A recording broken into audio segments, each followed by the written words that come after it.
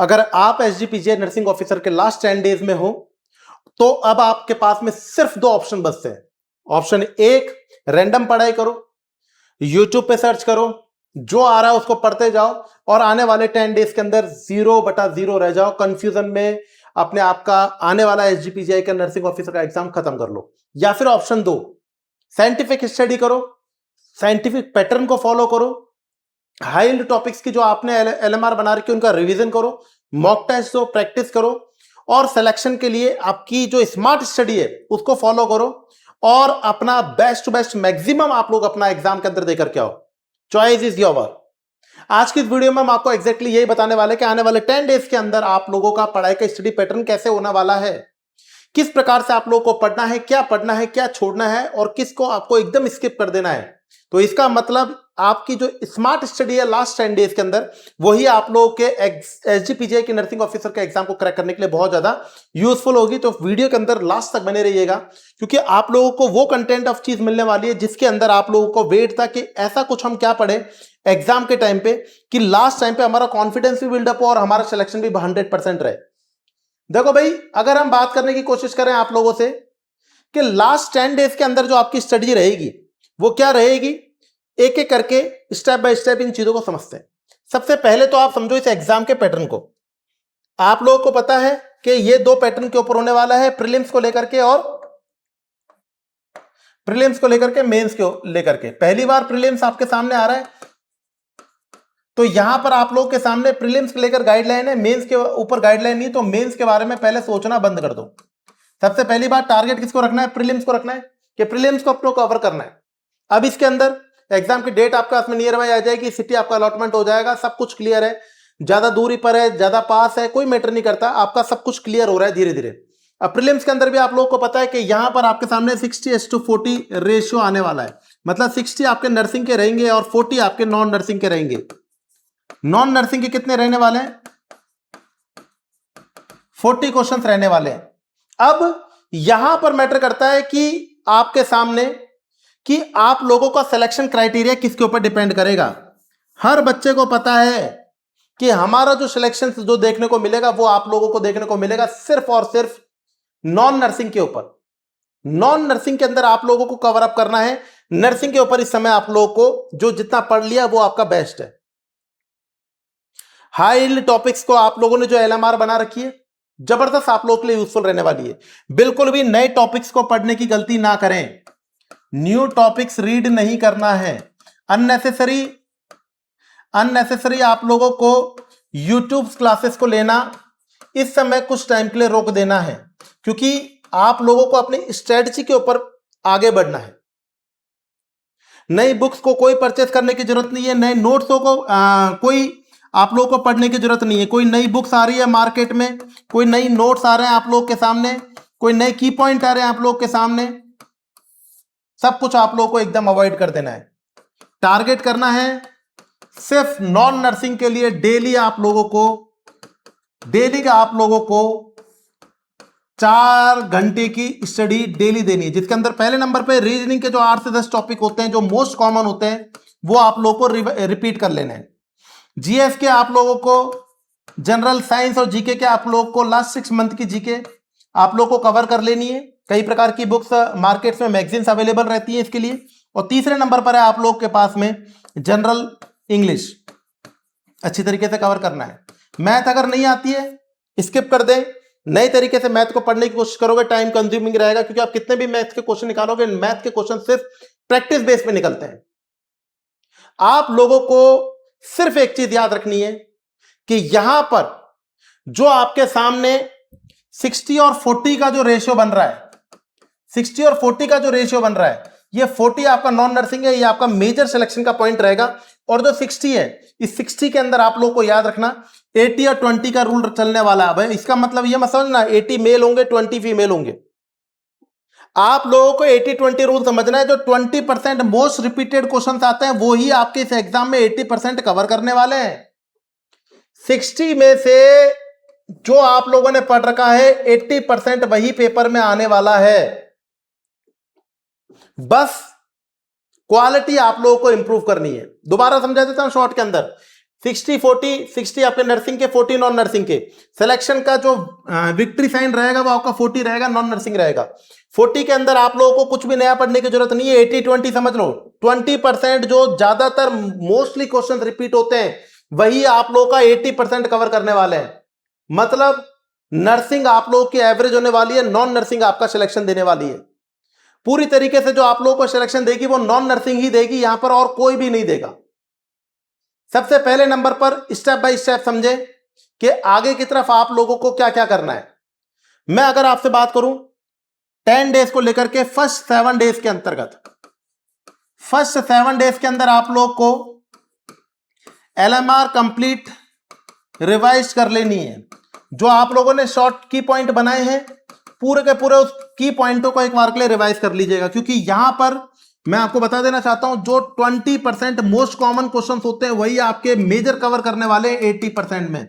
Overall बोले तो यकीन मानना बच्चों 60 में से 35 क्वेश्चन तो एकदम सिंपल मिलने वाले हैं आप लोगों को, और जो मेजर जो आपके सामने कंपटीशन रहेगा वो 15 क्वेश्चन का रहेगा नर्सिंग के अंदर, 15 क्वेश्चन का रहेगा नर्सिंग के ऊपर। और ये 15 क्वेश्चन आपसे ज्यादा कोई नहीं जानता है, हमेशा याद रखिएगा, आपसे ज्यादा कोई भी नहीं जानता है।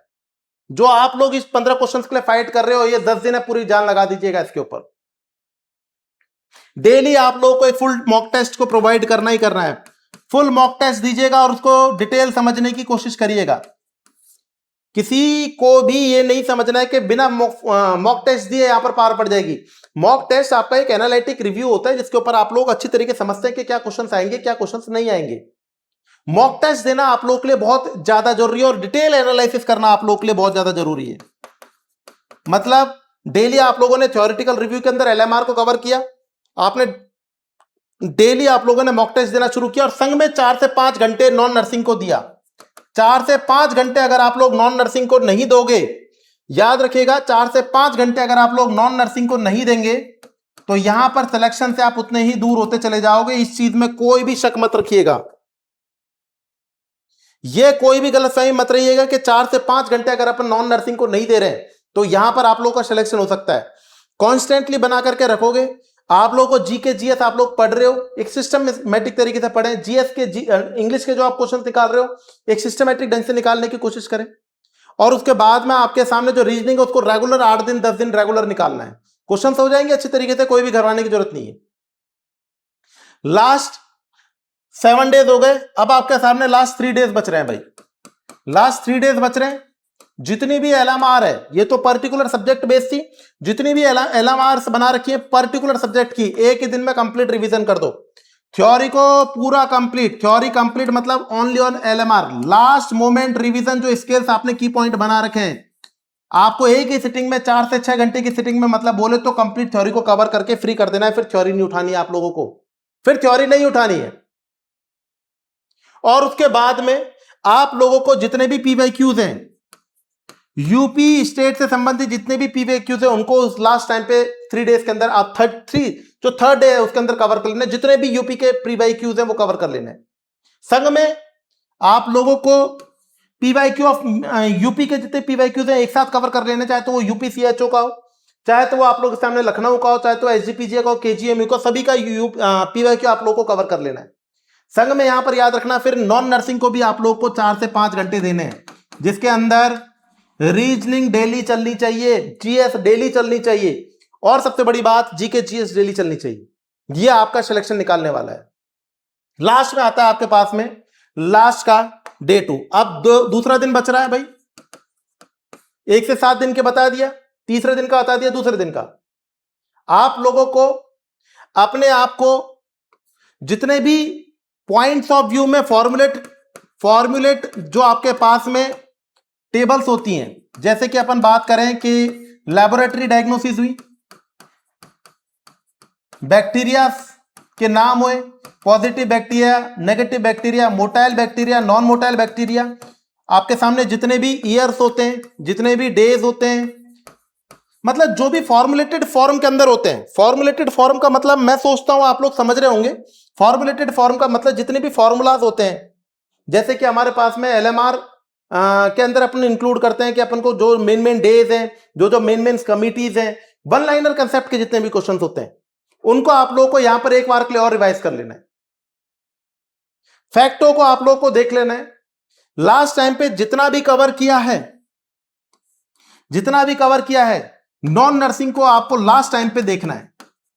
मेरा जो सेकंड डे रहेगा वो नॉन नर्सिंग को लेकर के कवर करने के लिए रहेगा। जितना भी आप लोगों ने 10 दिन के अंदर नॉन नर्सिंग को दिया, उसको जितना भी आपने बनाया है उसको आप लोग लास्ट टाइम पे कवर कर लीजिएगा। लास्ट में डे आएगा आपका डे फर्स्ट। डे फर्स्ट के अंदर कुछ भी नया पढ़ने की कोशिश ना करें। कोई भी नया टॉपिक आप लोगों को पढ़ने की गलती नहीं करनी है। किसी भी प्रकार से कोई नया टॉपिक नहीं पढ़ना है, कोई मॉक टेस्ट नहीं देना है, कोई फुल मॉक टेस्ट नहीं देना है। लास्ट टाइम पे ज्यादा से ज्यादा खींच करके आप लोग अपने एलएमआरस को देख करके जा सकते हैं, क्योंकि यहां पर मैं फिर कह देता हूं 60-40 को कवर करने के लिए लास्ट सेकंड डे में आप लोगों ने देख लिया था।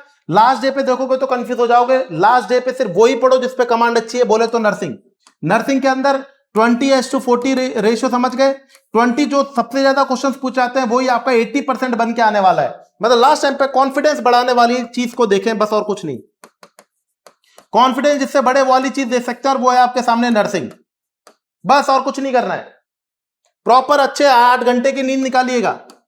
8 घंटे की बहुत बड़े तरीके से नींद निकालें। जिनका सेंटर अपने स्टेट से अपने दूर आया कहीं पर, वो एक दिन पहले जाकर के वहां पर रुकेंगे और होटल के अंदर रात के टाइम पे पूरी नींद निकालेंगे। नींद निकालना जरूरी है, इस चीज में कोई भी दोहराया नहीं होना चाहिए बच्चों। यदि आप लोग आधे अधूरी इस प्रकार से ट्रैवलिंग टिकट्स बुक करवा रहे हो कि आप लोग रात के टाइम पहुंच रहे हो, सुबह एग्जाम दे रहे हो, तो बहुत बड़ी गलती करने वाले हो। अब एसजीपीजे का सिलेक्शन आप लोगों के सामने इंटेलिजेंसी से ज्यादा आपकी कंसिस्टेंसी के ऊपर डिपेंड करने वाला है। याद रखना, जिससे स्मार्ट स्टडी करोगे वो सिलेक्शन निकाल करके लाएगा। और जो कि लास्ट टाइम पे रैंडमली पढ़ाई करेगा, आज चलो ठीक है ये थंबनेल देख लिया, यहां पर आकर के जुड़ गए 8 घंटे गए, वहां पर आकर जुड़ गए 4 घंटे गए, तो वो दिनों का लॉस करेगा और कुछ नहीं करेगा।